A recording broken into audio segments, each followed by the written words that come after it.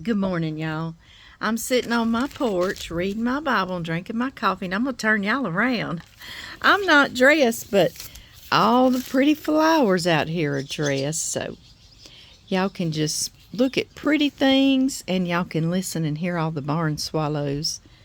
They're carrying on. I've got a nest just above me.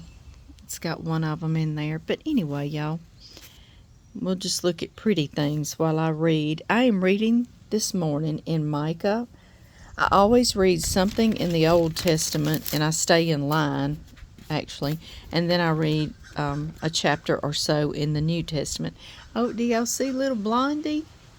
She's coming around. She says, "Oh, Mama, you starting. Well, come on, girl." She's a Turkin, y'all. That's why her neck looks like that, in case you're wondering. Okay, so Micah 6:8 says, "He has told you, O man, what is good. And what does the Lord require of you but to do justice and to love kindness and to walk humbly with your God?" That is Micah 6:8. And now I'm just going to read some notes that I have about this verse. This passage is one of the great summary statements of the Bible. It gives the clearest and most complete picture of how God expects His people to conduct themselves.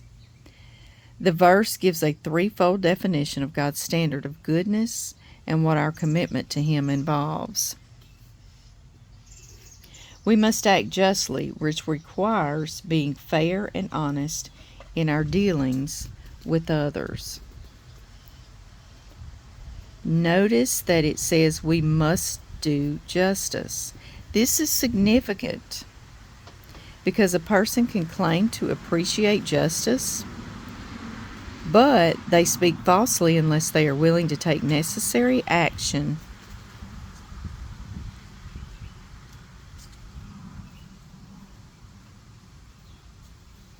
to make sure that others are treated justly.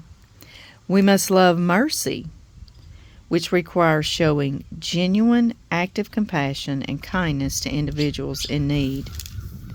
Notice that it says we must love kindness.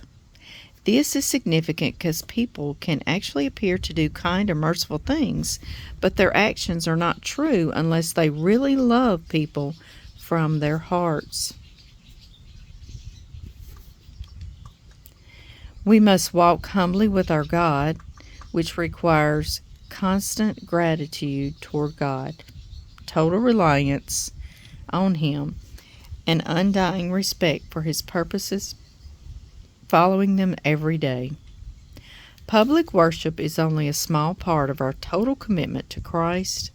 A genuine love for the Lord must be shown by gracious actions toward others, particularly those in need. I love you guys, and I am planning on getting in the canning kitchen today, and we're going to make some lemon bars that I promised y'all with brown butter, but I just wanted to read a little bit of the scripture to y'all. I've got more reading to do and praying, and I'll see y'all there. Bye-bye.